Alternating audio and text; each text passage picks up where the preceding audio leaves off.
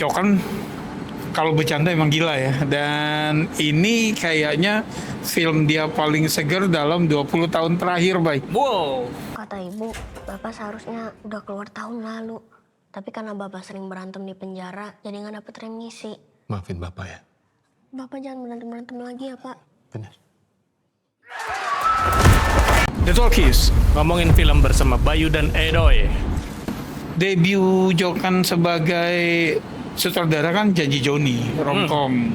Ya, ada komnya di situ. Ada ya. komnya. Bahkan Arisan dia Yang dia pertama kali tulis, nulis nah. itu kan komedi juga lah ya. Iya, gitu. Nah, abis itu kayaknya langsung ke Kala, Gelap-gelap ya kan? ya? Gelap-gelap semua.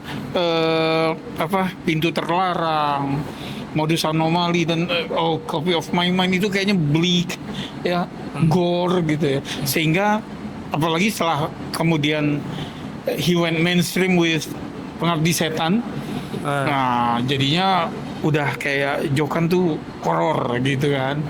Nah, di sini dia bersenang-senang. Masih ada horornya. Ada horornya, tapi bersenang-senang banget. Bersenang-senang. Dan yang gue suka adalah, Wih, udah langsung suka aja. gue langsung suka nih. Yang gue suka adalah, again, kita nonton buat merasa ya. Nah, di sini gue ngerasa ikut senang. Gue ngerasa bisa ngerasain para pemain tuh having fun di set. Dan itu nular ke kita. Iya, kayak misterinya ya. Iya, Itu enak banget. Iya, gitu loh. Jadi itu nular ke kita dan buat gue ya memang nonton untuk ngerasa dan gue ngerasa senang nonton film ini. Oke.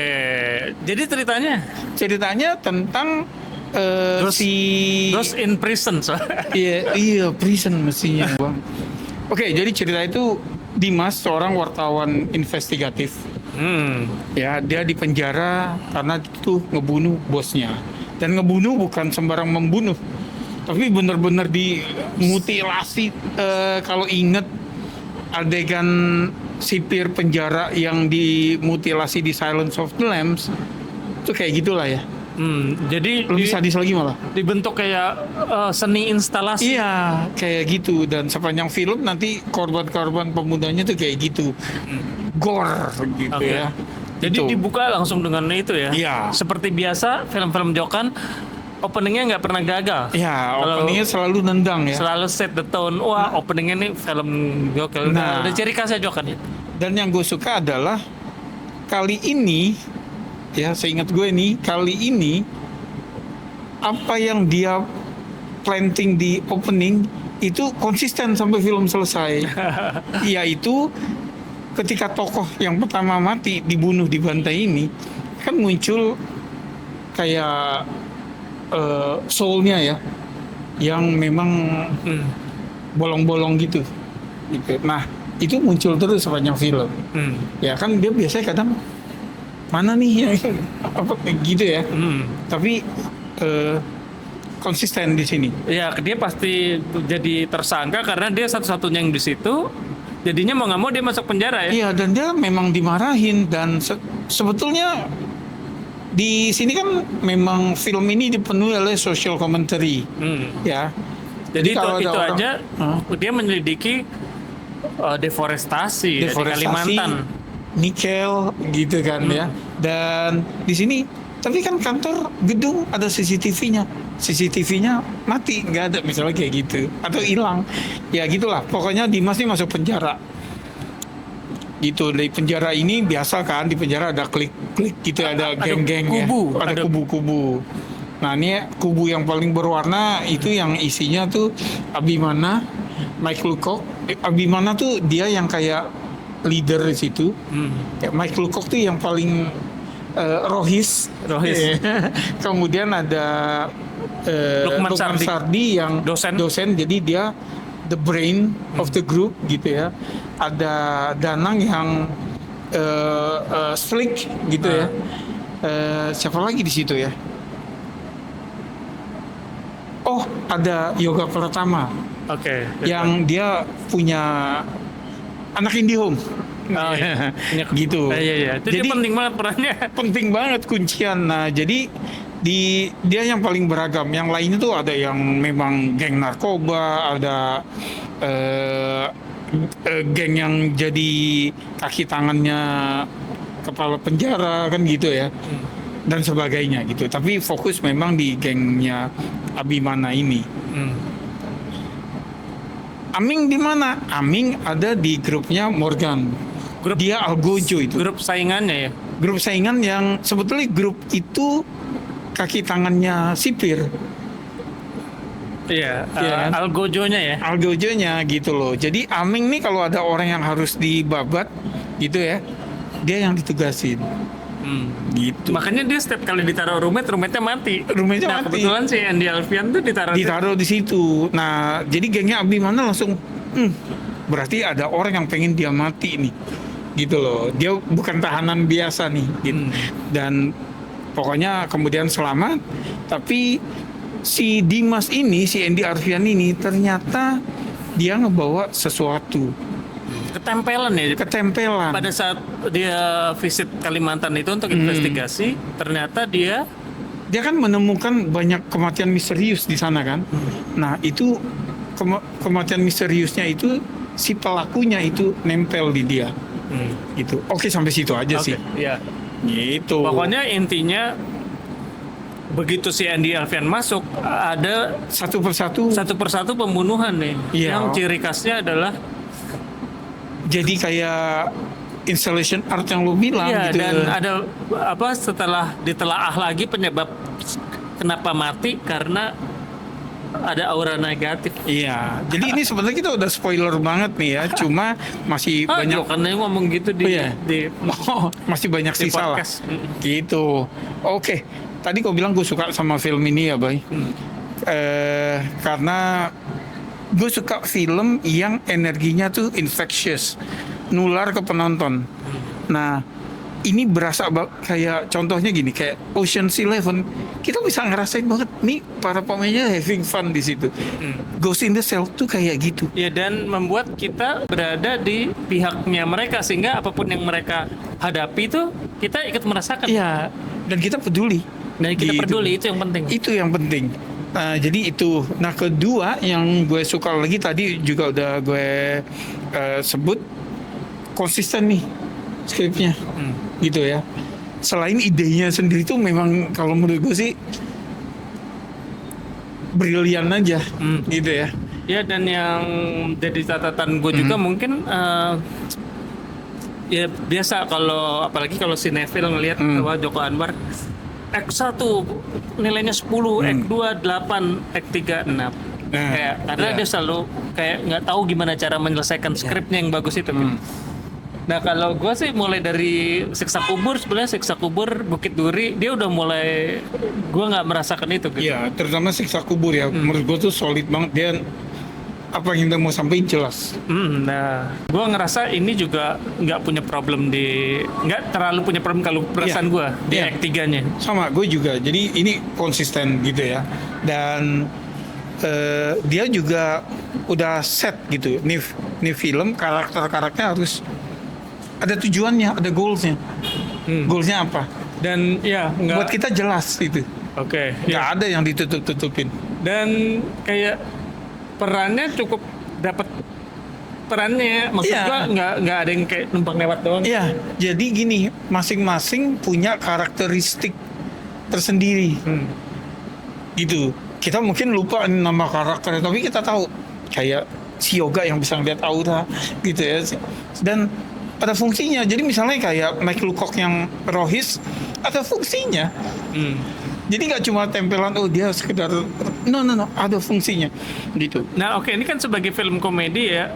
Komedi juga, horor juga, komedi juga, gore banget lagi. Gore banget. Nah, gue komedi, gue cukup bisa ketawa-ketawa sih. Iya. Dan walaupun agak slapstick ya. Iya.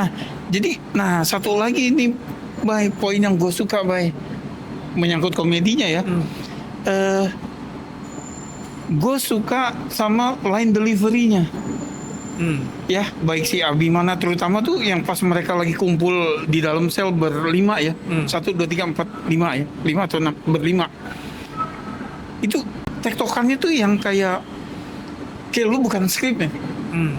gitu ya. Ya Abimana surprisingly komedinya jalan banget ya. Komedinya jalan pertama, kedua line delivery-nya dia tuh di sini cakep banget, kayak yang memang abang-abang ngomong gitu ya.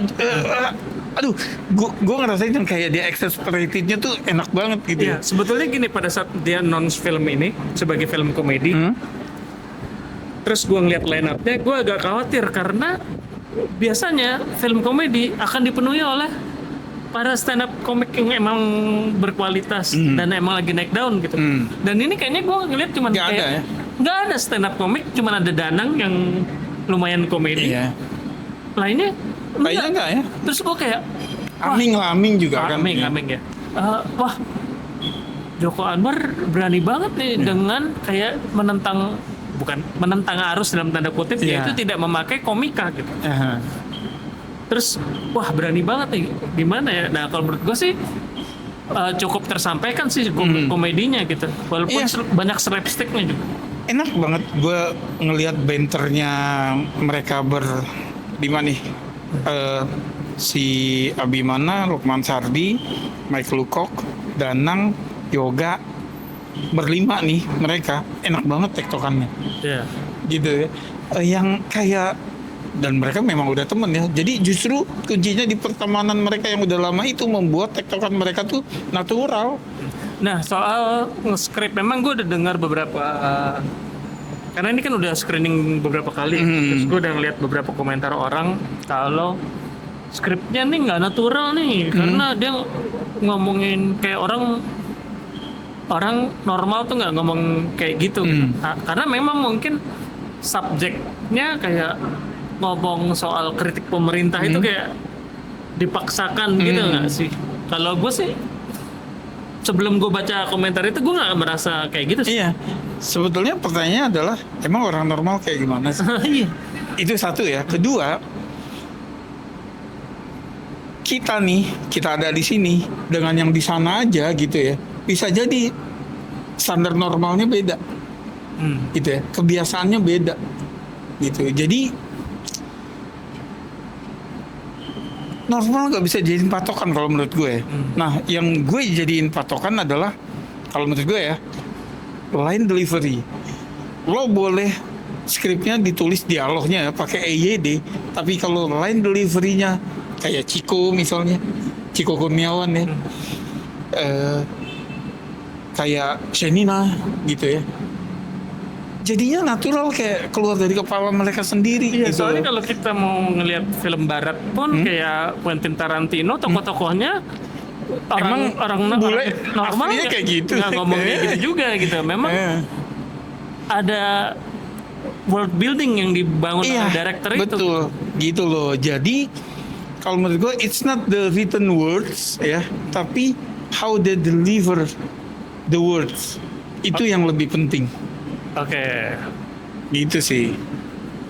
Gimana cara ngedelivernya? Ya, Joko Anwar bermain-main dengan gore. Ada sedikit sentuhan Stephen Chow-nya, believe it or not. Iya. Ya, atau humor-humor film Thailand kayaknya. Humor film Thailand, humor film Hong Kong masuk di sini gitu ya. Oke, ada kekurangannya nggak nih kita ngomong kelebihan terus? Oke, Kalau bagi kekurangan. lo, kalau gue ada yang gue nggak suka ya. Iya. Gue gini, gue nggak tahu ini kekurangan atau enggak ya. Oke. Tapi Catatan lah dari lo. Ya, catatan. Tapi memang dimanapun, gue tuh kuping gue masih kurang nyaman kalau denger swear words, ya, sumpah serapah, gitu ya, gitu. Dan di sini banyak banget. Tapi kan settingannya memang penjara, men. Iya. Gitu loh. Jadi mungkin bukan kekurangan, cuma di kuenya kurang nyaman. Oke, kalau gue nih, gue ngeliat seperti gue bilang tadi, film dibuka dengan opening yang horor, yang serius gitu. Terus udah ke tengah-tengah masih drama serius gitu. Terus tiba-tiba switch ke komedi yang bahkan slapstick gitu. Komedinya kan lagi berantem terus berhenti gitu kan, terus slapstick gitu. Maksud gue kayak sudden change of atmosfer aja gitu. Nah itu yang kayak kenapa nggak bisa halus ya? Apa dari depan udah komedi? Kalau menurut selera gue gitu. Jadi gue ngerasa bahwa kalau bagi gue jadi ini mau film serius, horor, serem, gore atau mau komedi gitu lah Ya. jadinya. Jadi kalau gue sendiri, gue nggak terlalu merasakan itu, Bay. Oke. Karena begitu kita udah masuk set penjara, ini 5 orang ini tektokannya tuh udah lucu kan, gitu loh. Udah enak banget gitu loh. Gue gak bilang lucu yang hahaha gitu ya, tapi kayak anak-anak tongkrongan gimana sih gitu kan ya. Itu udah enak banget. Jadi di situ udah ngeset sehingga begitu yang full comedy slapsticks buat gue udah masuk aja. Sama ini, jadi kan dibunuh satu-satu nih penjahatnya. Nah gue ngerasa kayak apa alasan dia mati gitu? Apakah kayak sorry spoiler atau enggak? Cuman ada misalnya Tora Sudiro atau instruktur tari gitu. Apakah dia nggak ketahuan nih? Mungkin ada dosa besar yang membuat dia harus mati. Tapi ini kayak for the sake of somebody has to die aja gitu. Kalau gue sih nangkapnya jelas ya, si ghostnya ini dia ngebunuh orang yang ngeluarin energi negatif. Sesimpel itu, bahwa energi negatifnya itu punya alasan kuat atau enggak, nggak masalah buat dia. Ya itu maksud gue konsep itu yang gue jadinya apa nggak sebaiknya orang yang pernah memperkosa orang salah banget gitu kan, orang yang nggak berdaya itu gitu lah maksud gua. Jadi di sini memang ya ini kayak kita nggak tahu dia di penjara karena apa, kesalahannya apa, dia harus mati secara mengerikan gitu. Maksud gua terjustifikasi nggak sih gitu. Jadi di film ini memang enggak, setannya tuh cuma ngelihat yang layak dibunuh adalah mereka yang auranya negatif. Jadi orang yang lagi marah itu yang dibunuh. Nah, dan di situ juga yang jadi comedic device-nya. Kalau menurut gue sih udah cukup mature si Jokan dalam menggarap skrip yang dia harus memasukkan banyak hal. Dia pengen memasukkan sosial komentari, dia pengen masukin lucu, dia pengen masukin gore, kayak banyak hal yang dia mau masukin di situ. Romance-nya juga dapet di sini. Cuman romance nggak ada. Romance nggak ada karena eye candy-nya tuh cuma lewat layar HP doang, dikit itu juga. Ada cewek hamil nggak? Ibu hamil? Oh iya, kali ini Jokan nggak ada ya? Nggak tahu deh. Adegan karena kan yang atau ada tamu yang lagi busuk itu. Nggak lihat deh. Jadi ya gitulah. Mestinya sih ada ya ciri khas Jokan ibu hamil ya, tapi tadi nonton kita nggak lihat itu gitu karena memang kayaknya cuma ada 2 shot yang memang ada perempuannya. Memang Jokan gue pernah ngeliat di salah satu podcast, gue lupa podcastnya siapa, yang kan dia ditanya, lo emang itu universe Joko Anwar gitu, semuanya berkaitan semua filmnya. Kalau si Jokan sih bilangnya dia sebenarnya nggak berkaitan gitu, tapi memang dia suka naro karakter di film lain, karakter di film lain konsisten dengan film, misalnya dia naruh karakter dari film A ke film ini nih, Ghost in the Shell, tapi dengan karakter yang sama dengan di film A. Oke. Kalau dia bilang gitu, tapi dia nggak bermaksud untuk menjadikan itu ini nyambung gitu. Ya. Oke. Gue nggak ngelihat Nazira Cenur juga di sini yang biasa jadi langganan cameo-nya Jokan. Ada di itu yang belakang. Yang di mana? Apa namanya setelah credit title? Oh, MG, gue keluar. Oh, ada. After credit. Ada after credit. Dan gue nggak bilang anjir, gue keluar. karena tadi pas orang ketiga cabut, jadi gue tinggal berdua dan lampu udah dinyalain. Gitu. Ada. Jadi ada after credit. Oke. Ya gitu. Ghost in the Shell menurut gue seger, skripnya solid. Cast-nya itu having fun dan itu nular ke kita, itu kunciannya ya kalau menurut gue ya. Gue sih walaupun gue kayaknya banyak kekurangan, tapi gue puas nonton. Gue juga seneng nontonnya gitu ya. Skor, Bay? Skor saat ini gue kasih 8,5. Oke, gue kasih 8.